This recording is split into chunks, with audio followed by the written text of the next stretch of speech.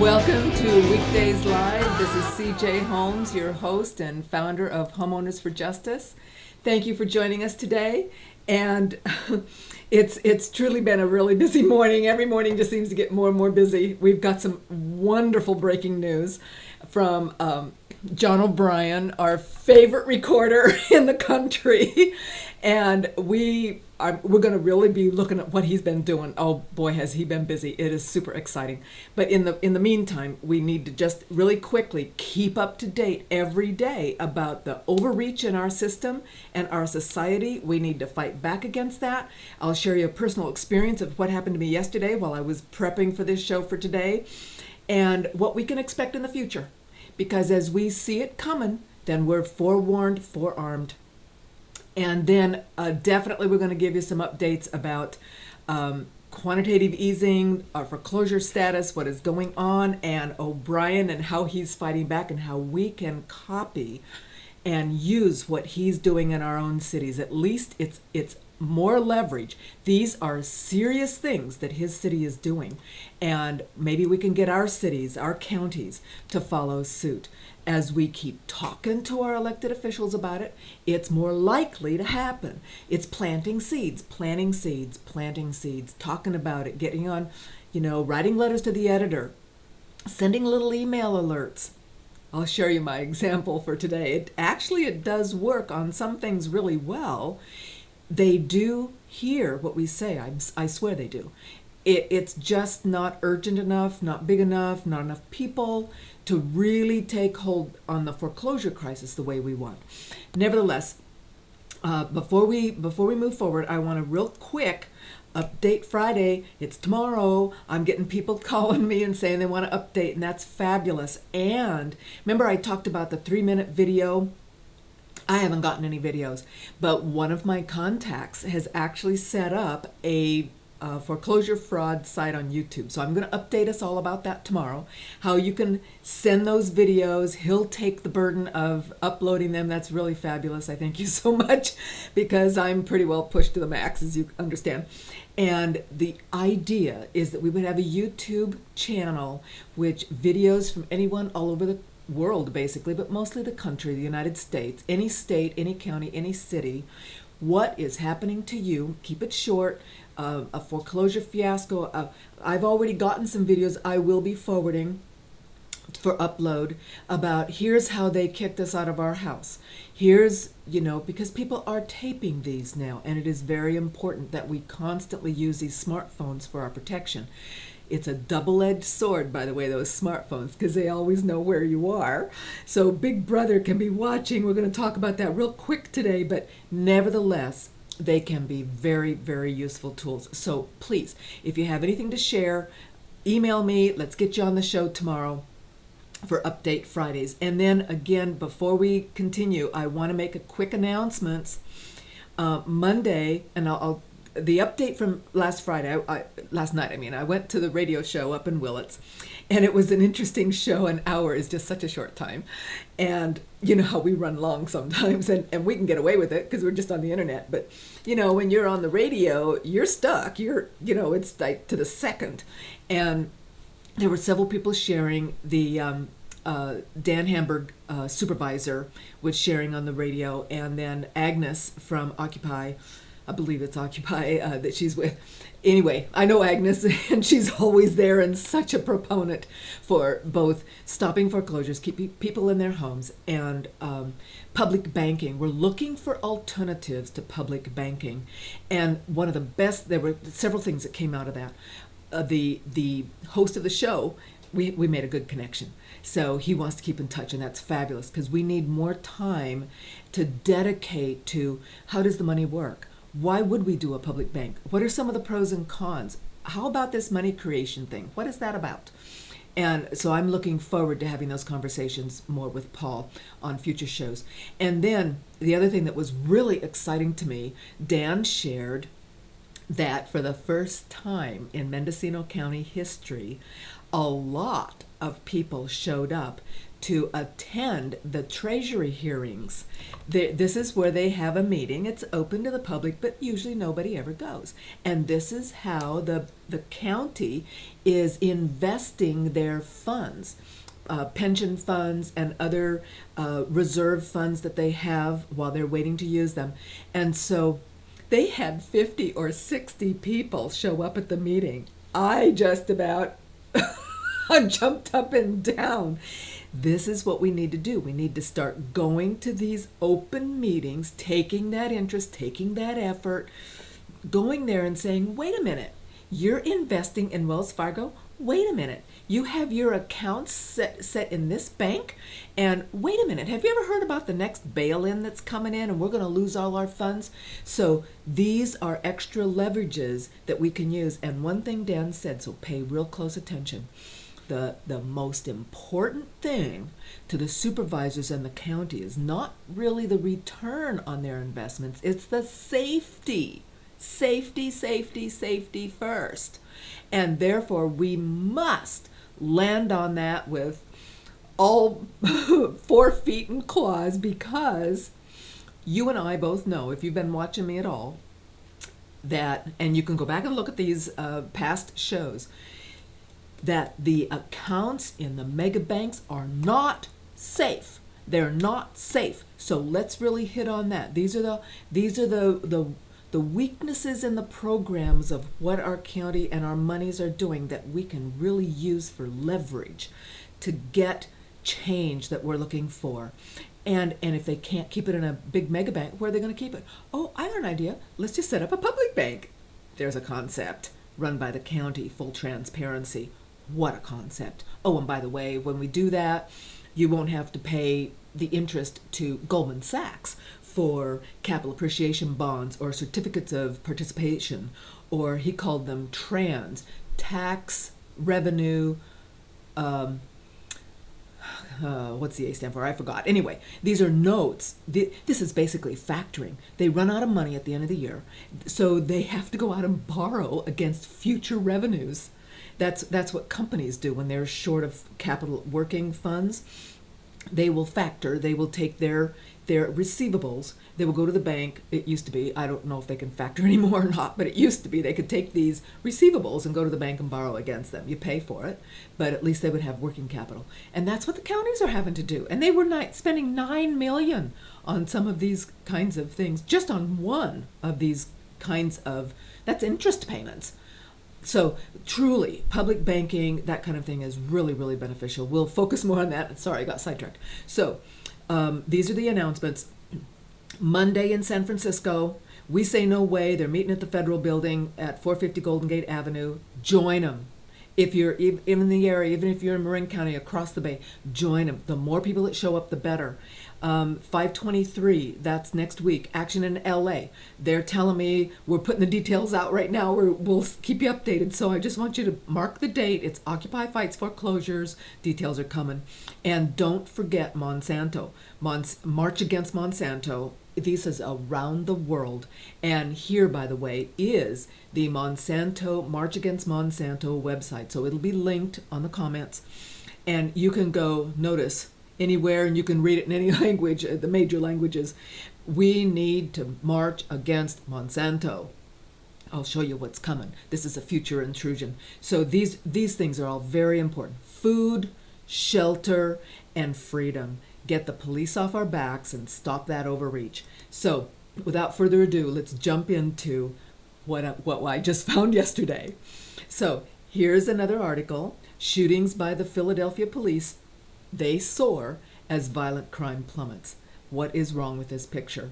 Obviously now, and I know from personal experience, everybody in Philadelphia, everybody in Pennsylvania should be emailing this link to all the papers. If they haven't got it already, send it to the district attorneys, the papers, newspapers, and the city council.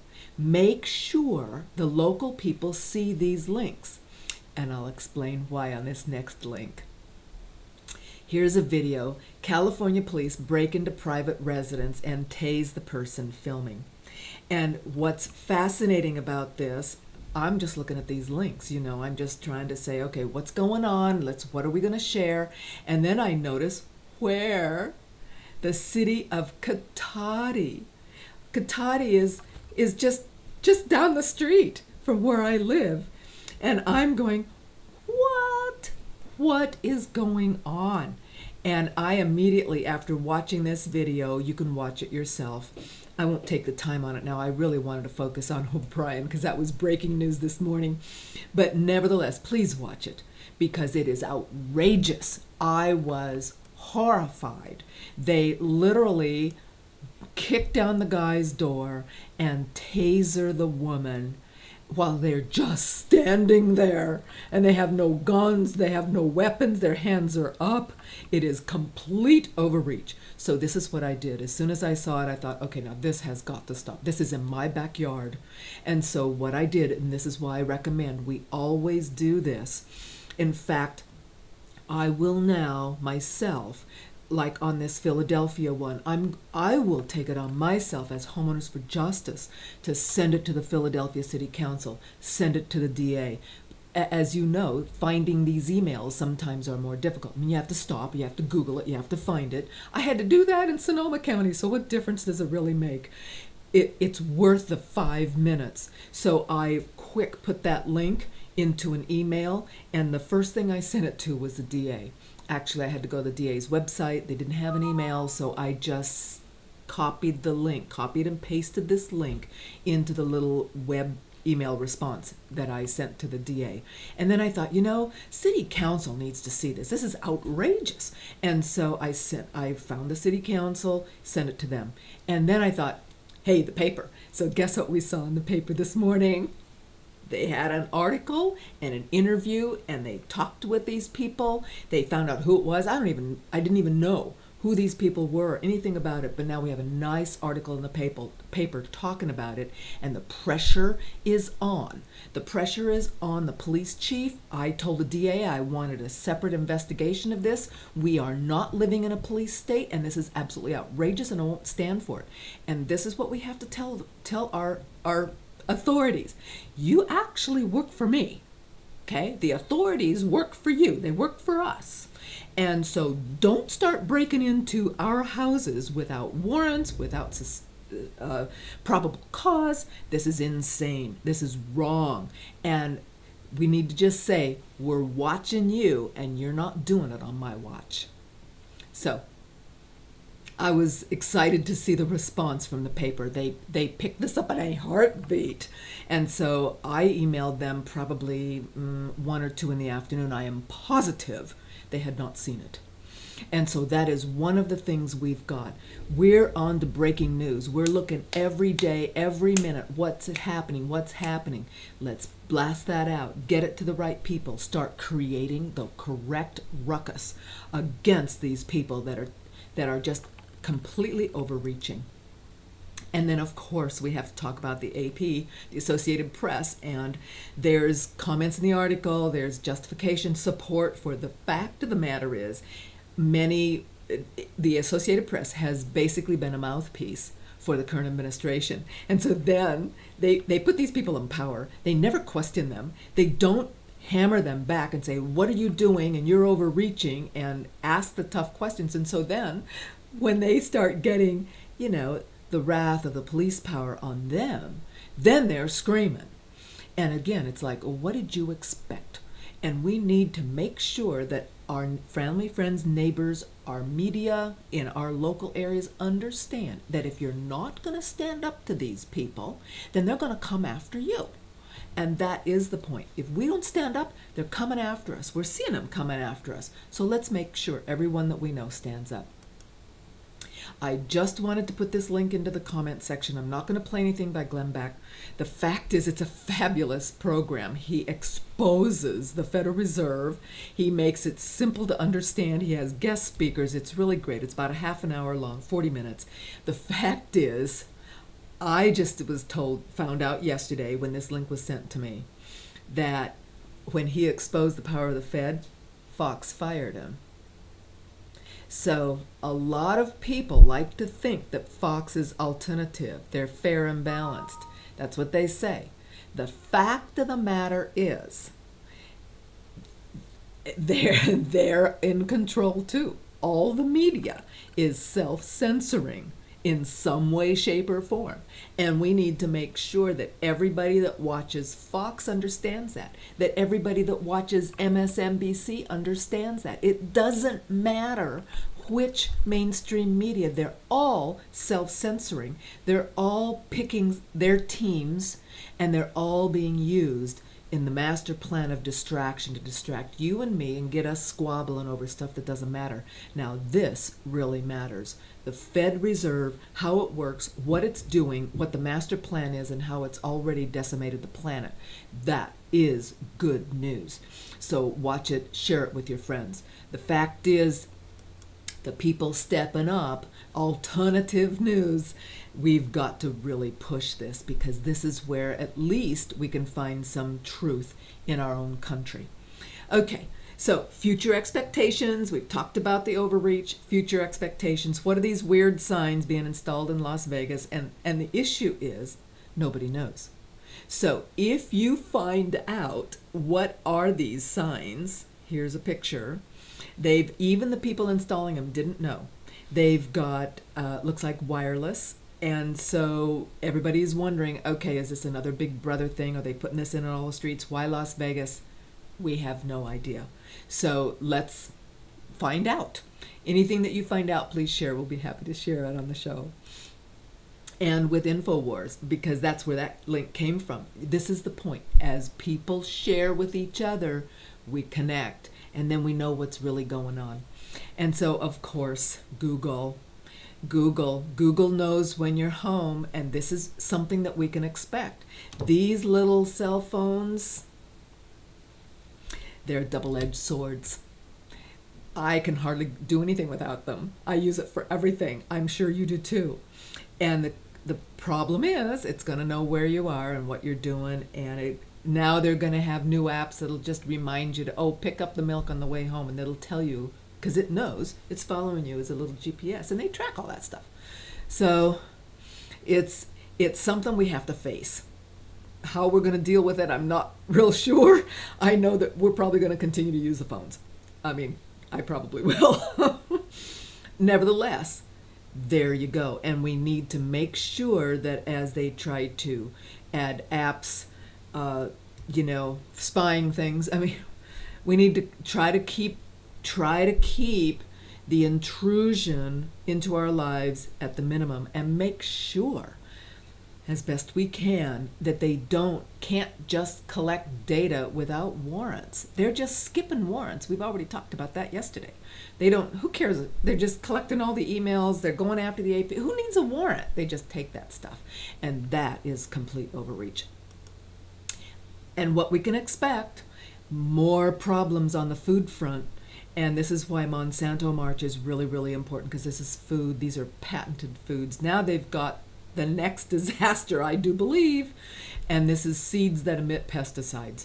So now you've got some real problems, and we need to just basically stop this. How, I'm not sure, but one thing we can do is try to break some of the clout and power that Monsanto has. And then I definitely wanted to talk, what I missed yesterday, one of the links was the quantitative easing. And this comes from Catherine Austin Fitt's website. And she wrote this late last year when she was talking about QE3. But pay attention, because the whole point of this quantitative easing, and I'll just slip down here to the bottom, read you a little bit of it. You can review the article yourself. But it basically means the Fed, they're doing $80 billion a month now, and this means that the Fed is where mortgages go to die. Thousands of mortgages, now listen to what she's saying, because this is truth.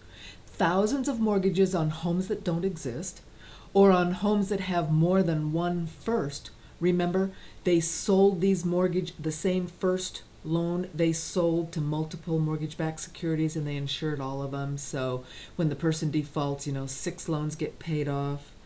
And then, of course, they get the free house. And this is what is happening. And so this is they're now going to the Fed to disappear. Thousands of multifamily and commercial mortgages will be bought up as well. And as that happens, trillions of dollars that have been amassed offshore, listen to this, will be free to come back into the U.S. to buy up and reposition. Reposition is a really friendly sounding word that means foreigners, foreign cash is going to be able to buy your place, my place, all the property for their benefit while we're kicked out. That's what reposition means. And they're going to reposition, they're buying land, farmland, residential, commercial, and other tangible assets. They're going to shred the documents. All the criminal liabilities will be extinguished and financial institutions will be made whole.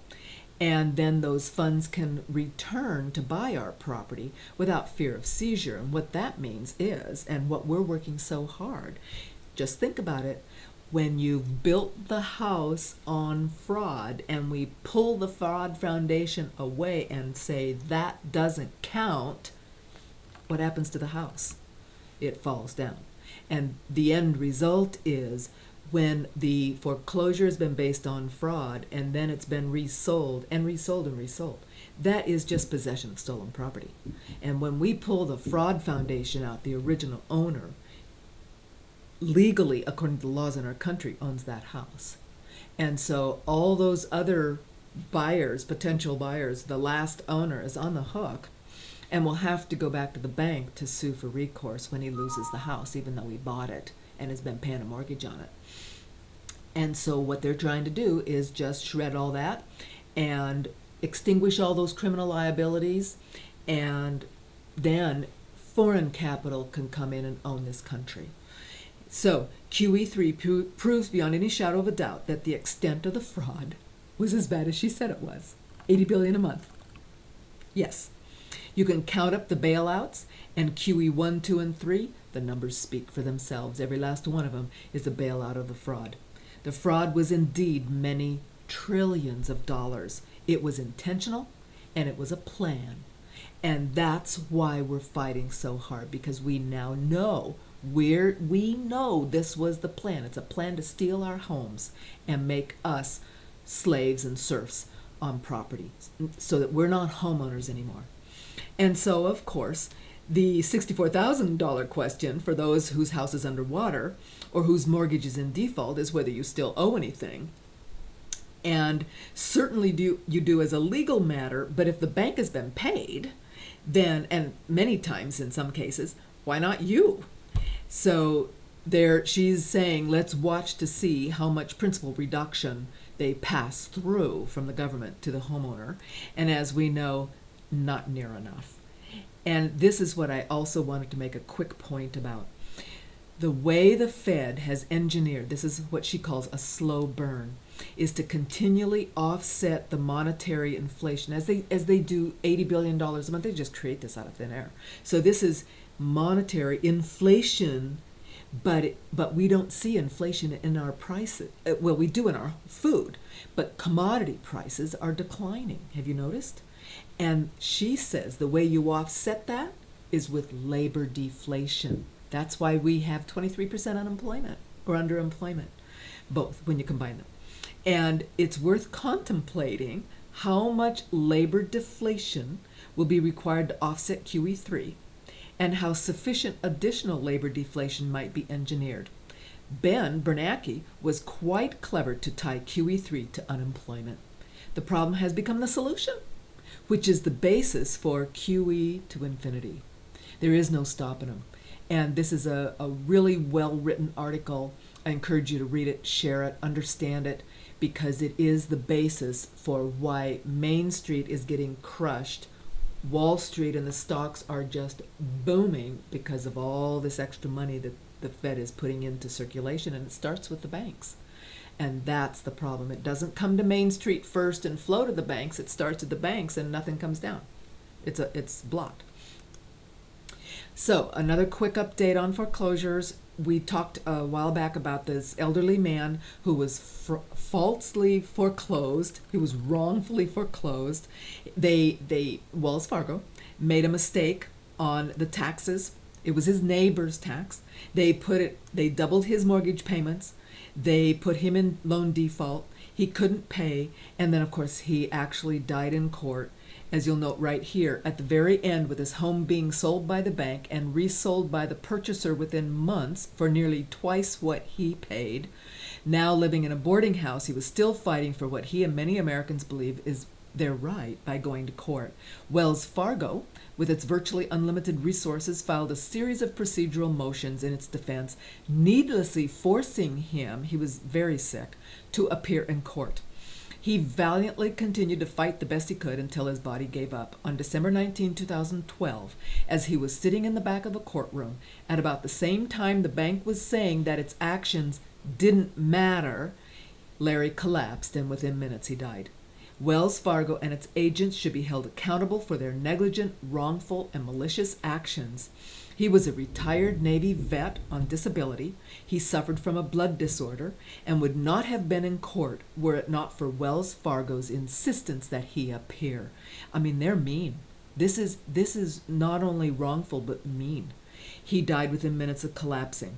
This is a case about greed and one man's fight for justice in the face of overwhelming odds. The complaint states, blaming his death on the bank's haste for an endless stream of profits. The estate claims that he succumbed to the pressure of fighting Wells Fargo and the heartbreak of losing his home. And the fact is, this just case represents one example of many reflecting the results of these bank errors and practices. They could simply have rectified it by verifying his property's tax ID number, his assessor's parcel number, APN, with the county. They could have fixed it. They could have fixed it, and they intentionally did not, because it's so much more lucrative for them. This is why it is so completely outrageous that we allow this to continue, and why it's so exciting that what I'm going to share with you here in a few minutes about what John O'Brien is doing. Let's copy. So here's another quick article about foreclosure prevention. The actual numbers counted say that prevention outnumbered foreclosures 2-1. And so they've permanently modified more than 6.32 million loans. And tomorrow I'm going to update you on what one of my contacts found out and has been told. There's been sort of a little mini tempest in a teapot amongst a few of us as we've been discussing this, because she's been denied a refi because she got a loan mod. And so this is not over. And it's not like I said, they make up the rules as they go. They make them up as they go. And so this is just a continuing effort. I don't want to call it wasted, but it's such an effort to get any person who normally with a business model cheats, to get them to do something right. And that's why it's so hard, because the banks they cheat everywhere. They cheated the LIBOR interest rates. They cheat on, money laundering for drug cartels. They cheat on toxic loans. Got away with that. I don't see anybody in prison for, making all these loans that violated every federal law. Then they cheat on the foreclosure crisis. They're going to cheat on the, credit default swaps and on the credit derivatives, and they just cheat everywhere. So when that is how it works, then trying to get them to do the right thing, it's very, very hard. And this is really what we're fighting. And we need to understand that this is a systemic, planet-wide problem. Okay, so here we are in Lynn, Massachusetts. I needed to show you this on the map.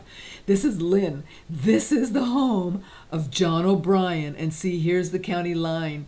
This is where his county is, and he's the one that's been stepping up against foreclosures. And by the way, I've been emailing them, fairly often saying, when are you going to hear back about your settlement with DocX?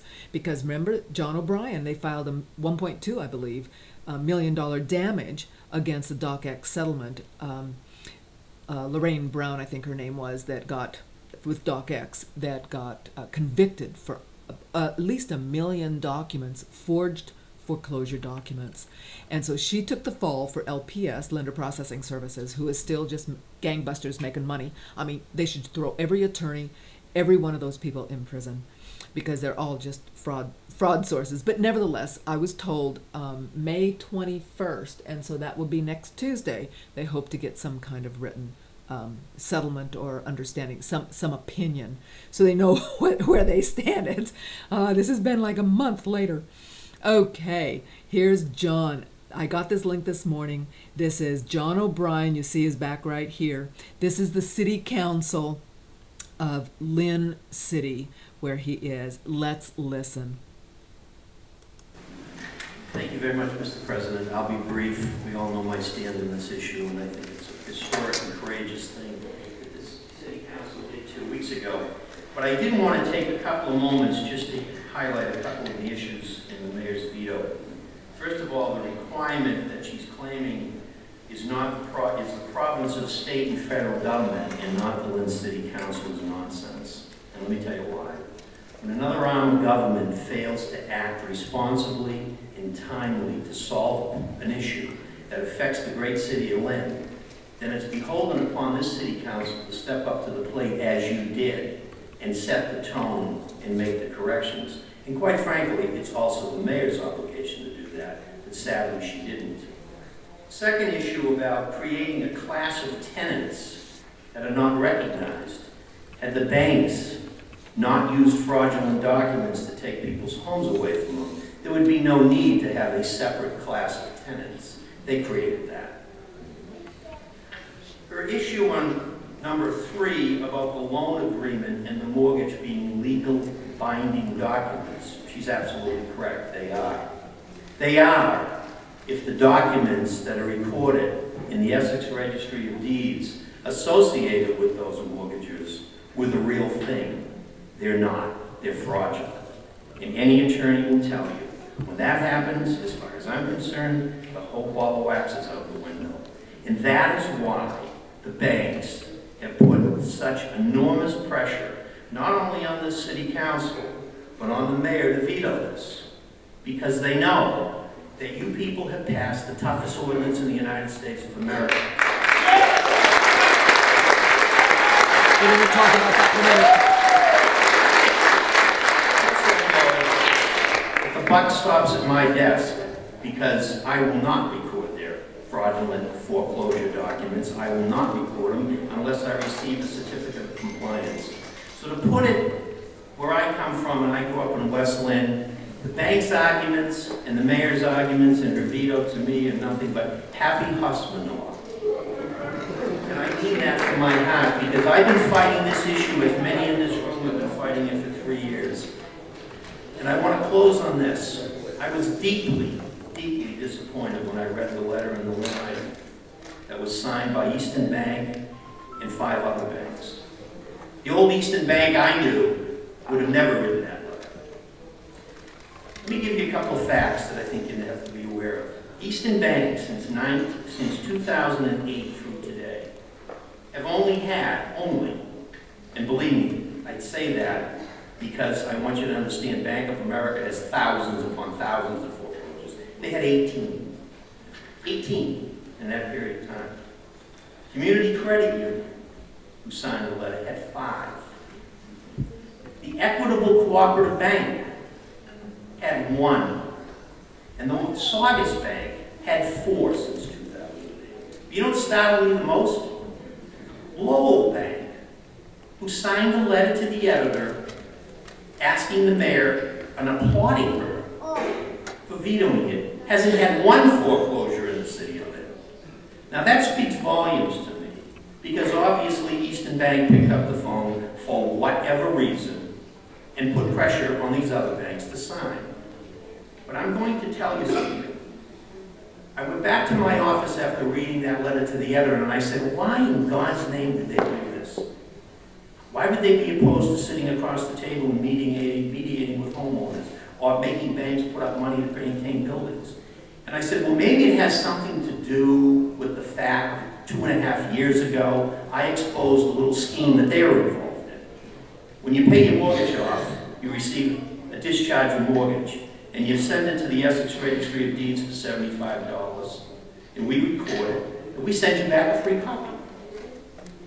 Eastern Bank sent out letters throughout my district to people, congratulating them on paying off their mortgage. Here it is. In the letter, they said, send us $150 and we will do you a favor. We'll record your discharge. We'll send it into the registry of deeds and we'll send you back the copy that they send us. So for $75, they gave people a 46-cent stamp. That's all they did, and mailed it to the registry. So I said, well, perhaps that's the reason why they are so upset about this ordinance. And I said to myself, you know, we're going to crank up the registry fraud squad again. And I never paid much attention to the local banks, to be honest with you, because the big boys were creating such a mess in this country that some of them got passed. So I thought I'd bring another little item of interest to you. This is a stack of documents recorded by that bank with first-class A#1 Academy Award-winning robo-signers. They've tainted mortgages, and quite frankly, they ought to be ashamed of themselves. They should be here in this chamber this evening supporting this, or if they were opposed to it, they should have had the courage, along with these other banks and the other people who signed this letter, to show up before this city council and stand up and let everybody know just what their problem was. I'm going to tell you something. What you people have done has been absolutely amazing. And I've never been prouder of the city council, and I was a member of this council for 6 years. And I can tell you one other thing. You didn't fall for the phony baloney threat that Isaac Holmes so eloquently dismantled in his articulate and well-written yesterday.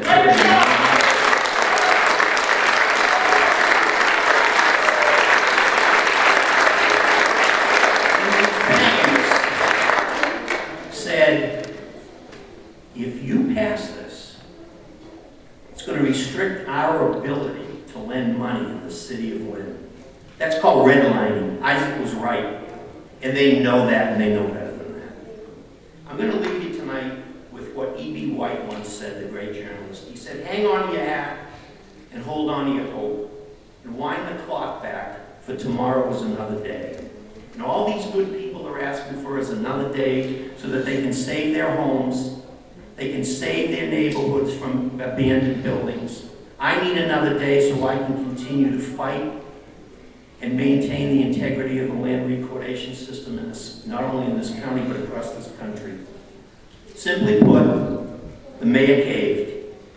She gave in to the big banks, she gave in to the lobbyists, and she gave in to the foreclosure mill attorneys. I know you won't. Thank you very much.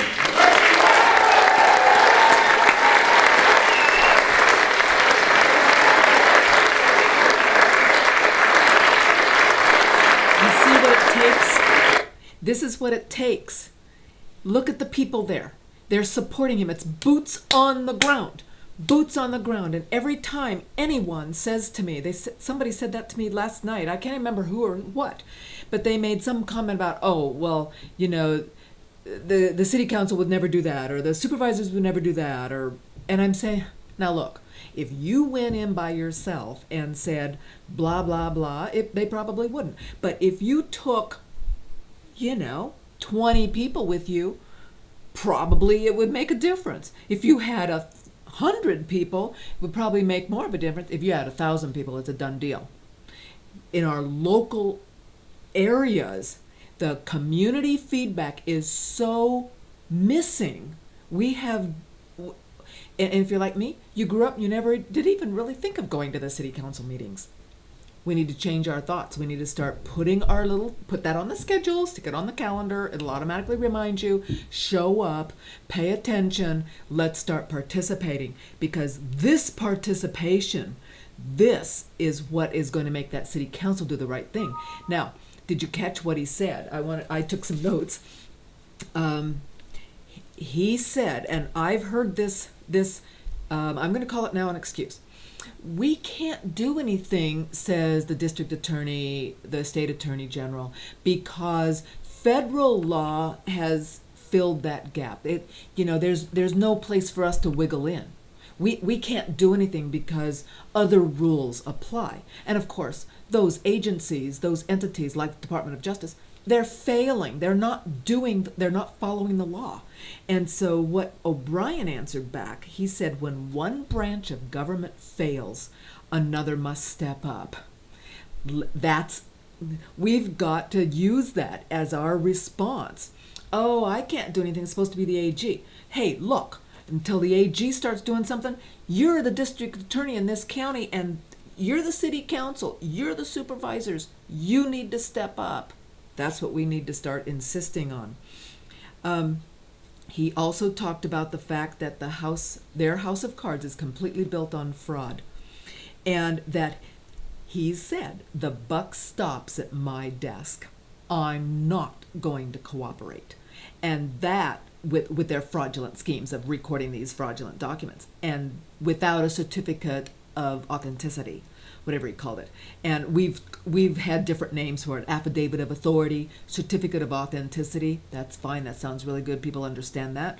And obviously the community of Lynn has really supported this effort. He also was outraged. Obviously, there was a letter to the editor, signed by all the big banks, and they got the local and regional banks to sign off. He named them, and he identified why. First, he said, why would they do that? They only, like this Eastman, I think it was, had only 18 foreclosures since 2008, where B of A has had thousands and thousands in this small community. And then, did you see the documents? He said, okay, all right, I'm done with the big boys. We've figured them out. So let me look at you. And he holds up the documents. Okay, you guys are doing the same thing the big guys are doing. You're fraudulently forging documents, because these banks, even if they're a regional bank, they will securitize. They'll sell their loans to securitize, and they don't have the right to foreclose either. And so here you go.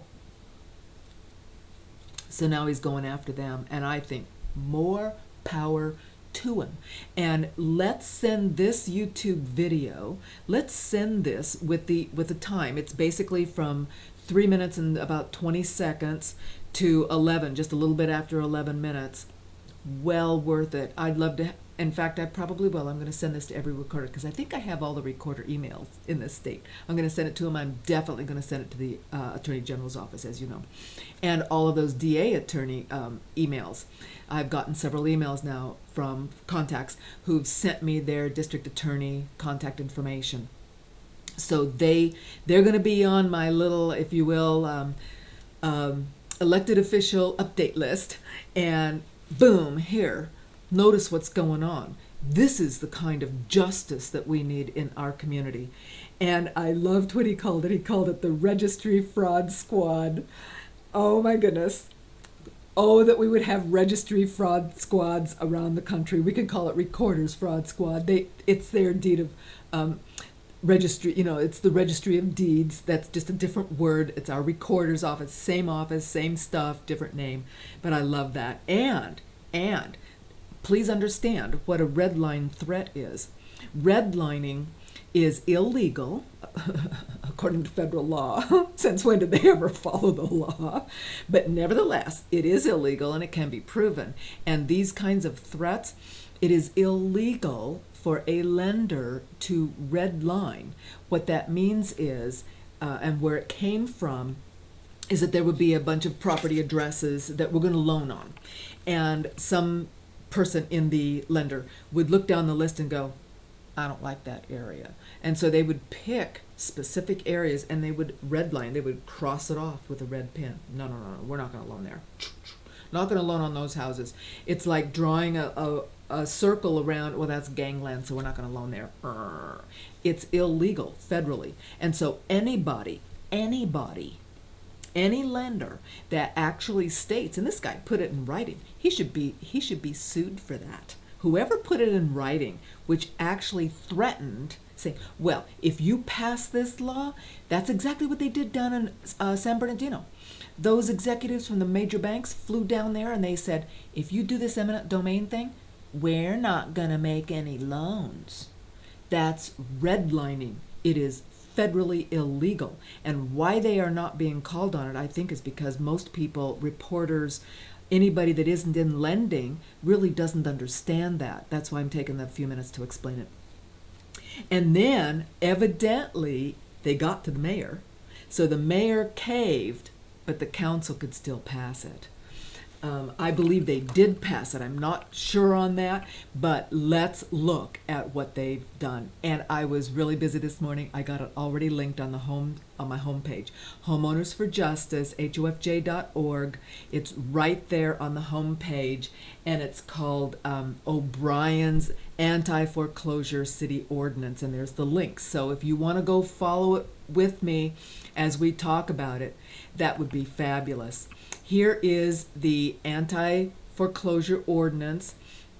It's right there on the homepage, so just pull it up and link it. You can be scanning it with me as we talk about it. And why do we need it? So truly, I have the Word documents. I will, when I get a chance, I'll upload the Word docs so that you can actually just pull down the Word document and say, instead of Lynn, Massachusetts, you could say Santa Rosa, California. You could say, Orange, California. Whatever city, wherever you are, Baton Rouge, Florida. Why do we need this? Because it continues to damage our city. There are foreclosed homes in every part of our city. He starts talking about the facts, so you can change the facts on this letter. But Lynn had the fourth highest proportion of distressed housing units in the state. Of the 30 most distressed census tracts in the entire state, 2 are in Lynn. Our city's rate of distressed housing is almost double the state average. No wonder John has stepped up. And he already said he'd been on the city council, so he's been aware of the city and the community, and he's obviously an advocate for the people. And he's saying, wait a minute, we're getting horribly damaged. So what can we do about that? Thousands of Lynn families are in foreclosure now, have already been foreclosed or in danger of foreclosure as they struggle to keep up payments on inflated and predatory mortgages. And so the issues that he cites, which is true everywhere, this is universal. Property values in surrounding areas decline. Banks usually evict, leaving the properties vacant. I showed you the chart, 2 days ago about the 4 million vacant foreclosures that Fannie and Freddie have. We're not even talking about the vacant foreclosures that all the banks have in their inventory. I mean, we've got millions and millions of vacant homes. That's why people are having a hard time. They're finding a place to live. There's not enough houses. Why? Because they've just pulled all this inventory off the market. They're just sitting on it. And so they evict. The property is vacant. You and I both know they often get vandalized. They're not well maintained. The thieves break in and they strip them of the copper. The pipes burst in the winter. Detroit is mowing them down with bulldozers. They're just decimating entire neighborhoods. Greater risk of fire. And all of these things harm the community. They leave residents and the city government to just deal with the fallout. It's like, whatever. And that's so upsetting to all of us who really care about people and ourselves and our own lives and communities. And the neighborhood ties that hold communities together are lost if and when families are forced out of their homes. And so it's time to take action. What does the ordinance do? It's really great because we'll look at the measures on the next page. The ordinance meets the challenge of combination of measures. There's not one size fits all. And so they want mandatory mediation and requiring banks to meet with homeowners face to face. What a concept. You can't just get screwed over the phone and shoved to another department. Oh, that person's not here. Face to face, preventing unnecessary vacancies, and if and when there's a foreclosure, requiring the bank to post a maintenance and bond requirement for each and every home so that the city has monies to use, bank monies to use in protecting and making sure that home stays in good shape. So here are the 3 things. Mandatory mediation. There will be a neutral third-party mediator to referee and ensure that the banks participate in good faith. No more just homeowner banker lying to them. We're going to have an arbitrator, a mediator, sitting right there. The two of you are going to be there, and I'm going to watch and make sure that you, bankster, are not just jerking these people around. If the bank does foreclose, this is preventing unnecessary vacancies. The homeowner will be allowed to stay in the house as a rent-paying tenant until there's a new buyer to move in. Banks typically evict the families, keep the property off the market, as we talk about all the time, and then you end up with the worst of everything. The family with children, it was last year there was over 1 million child victims of foreclosure in this country already. I've got a friend who teaches 3rd grade down in Southern California, and she told me at Christmas that she has a lot of kids in her classroom whose address, they're living in the shelter. That is their home address, is the shelter. This is outrageous. And so, of course, the family with children is suddenly displaced, and the neighborhood is left with a vacant home, deteriorating, being vandalized, going on fire, and nobody's there, and you can't. I've had contacts who've had this happen in their neighborhood, and they're contacting me. Hey, what's the phone number for this bank? How do I get a hold of Fannie, Freddie? And so, good luck with that, because you call and you never get anybody to work with you. They just ignore. We're just a black hole to them. That is where we're at. And these kinds of ordinances are important. And I think we need to really focus on how can we make this part of our effort in each one of our counties and cities. I'd like to go countywide. But, in a large city, it may make sense for a city to do this. Obviously, he went to Lynn because Lynn had specific problems, and he was on the city council, so he has connections there. And then the bond. The banks would be required to put up a $10,000 cash bond upon foreclosure, and if the bank fails to properly secure and maintain the property, the city can just take the money, do the repairs, clean things up. And is mediation effective? So then this is their fact sheet that they've been passing out.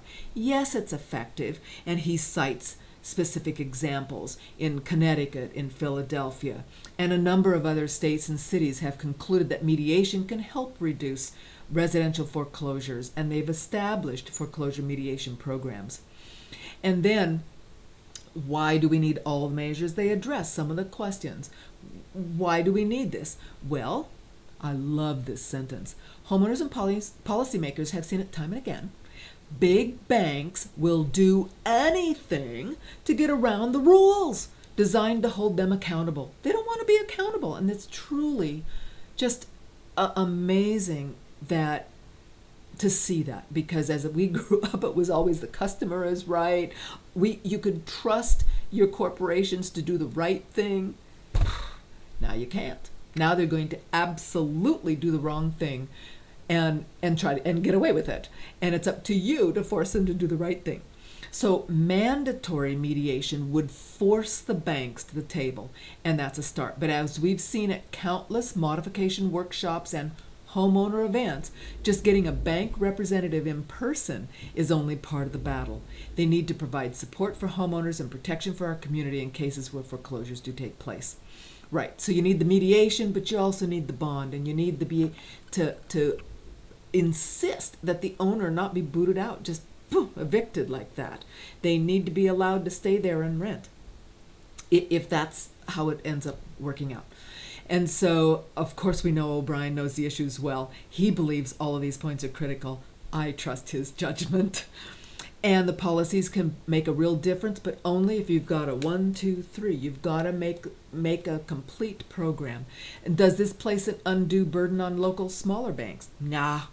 Like he already said, they have so few foreclosures. It's almost non-existent for them. And so the only requirement is that they participate in the mediation.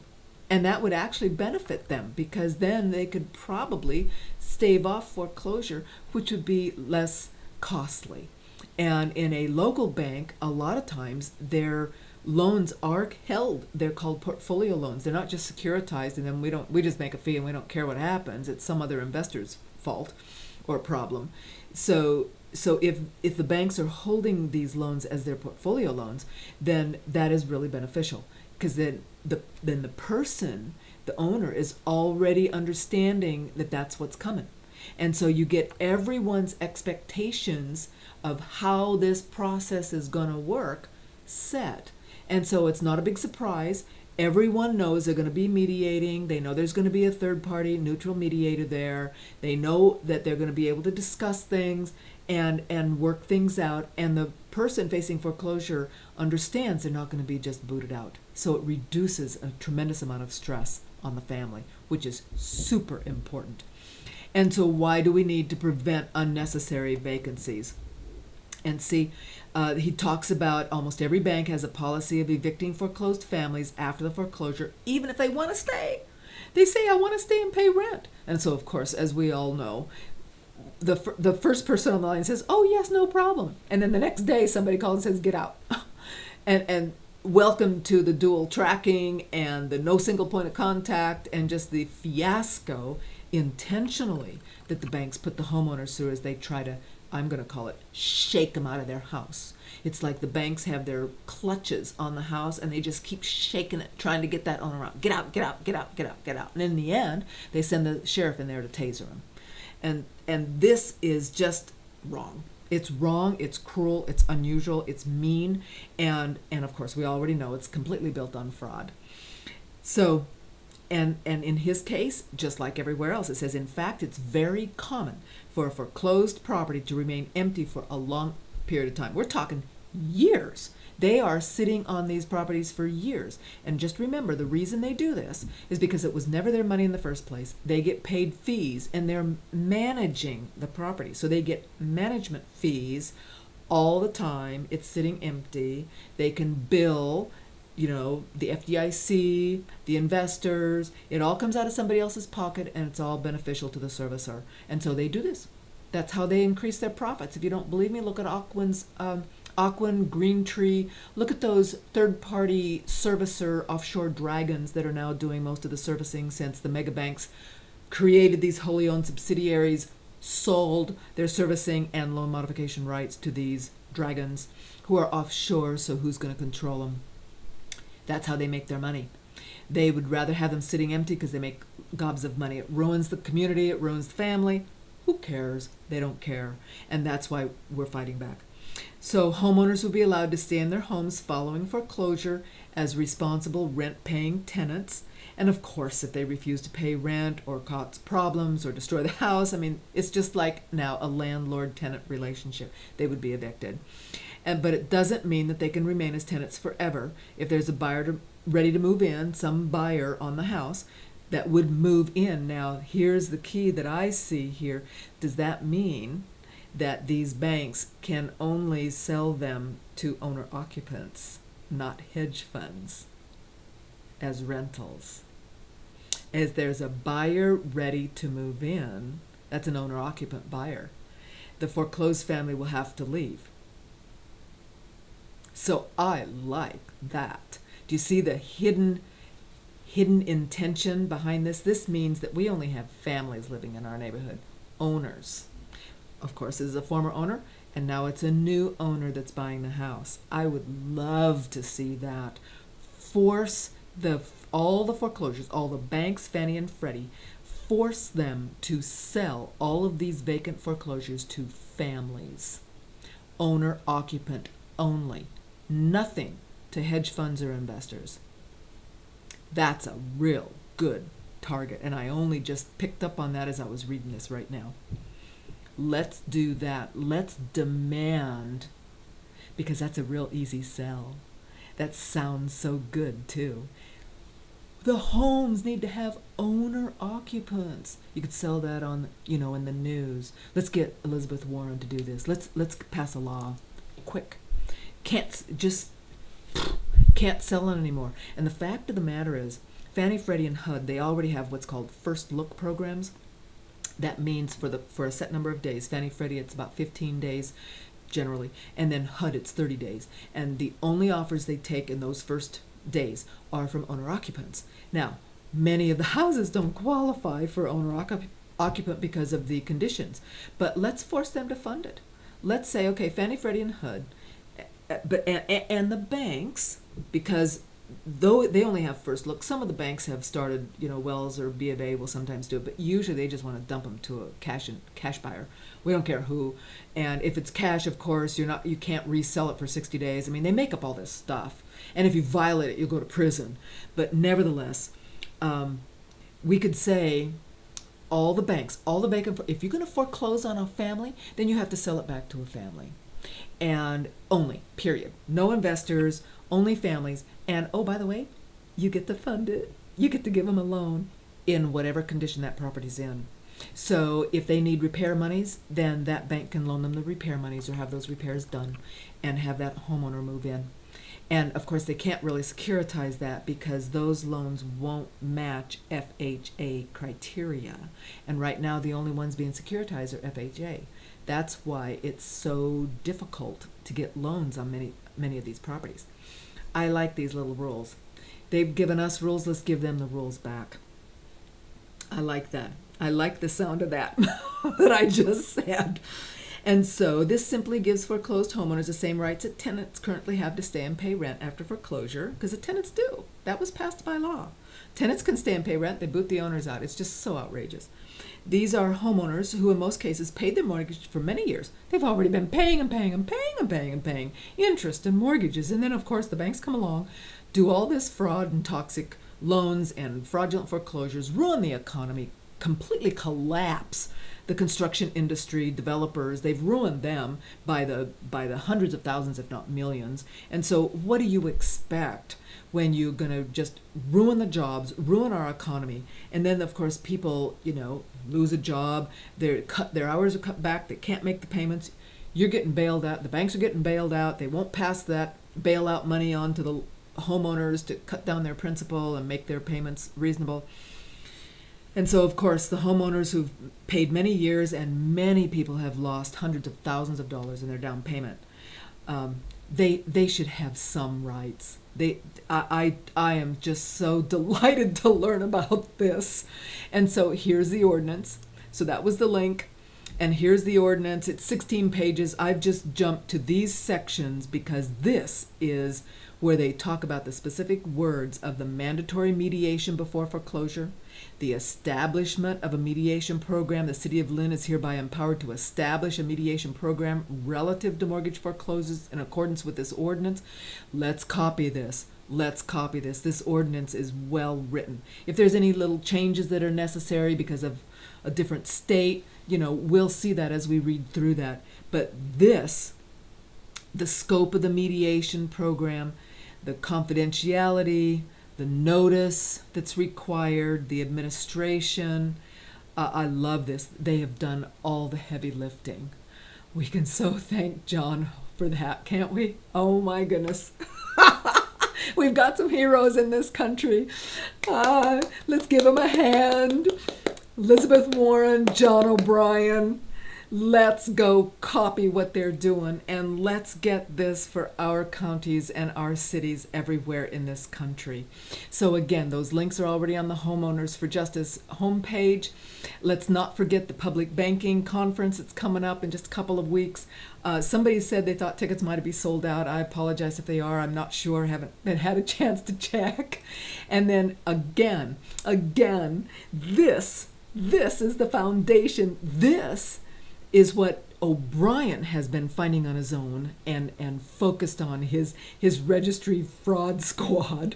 And we have to get these fraud squads up ourselves wherever we're living in the rest of the country, because right now we've not been able to get most of our recorders or register of deeds to step up and stand up and push like O'Brien has. So this is the heart and soul. The reason John got what he's gotten is because he's focused right here.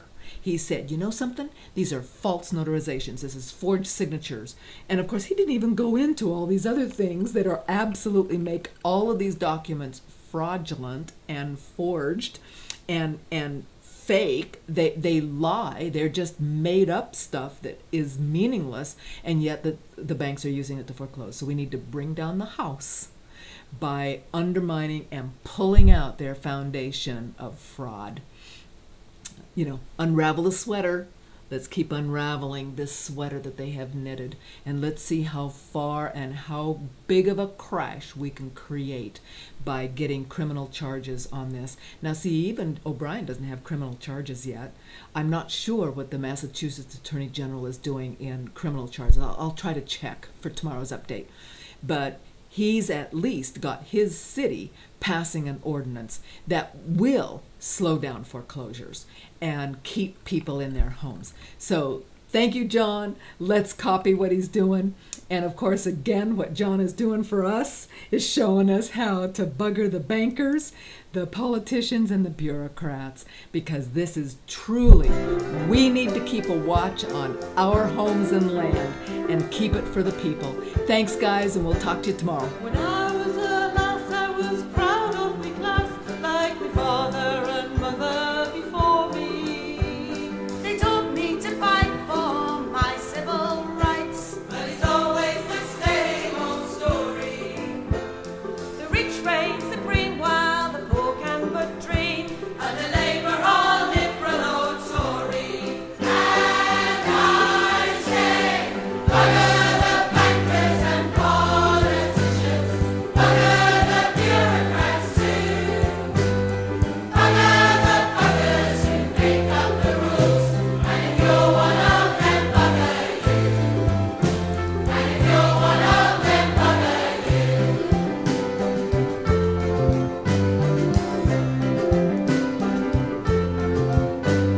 The system is bent and the money's all spent.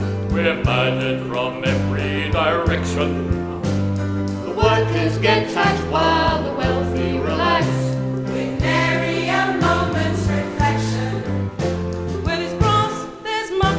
And they don't give an arse, 'cause they're programmed against insurrection. And I say, bugger the bankers and politicians, bugger the bureaucrats too, bugger the buggers who make up the rules, and if you're one of them, bugger you, and if you're one of them, bugger you.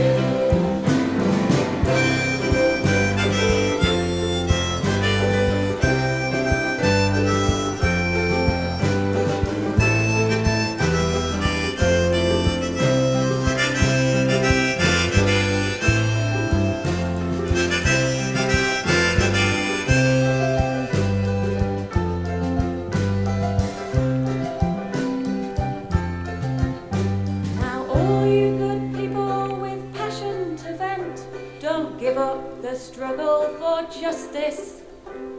But I've done my time on the protesters' line, and these days I show my dissent.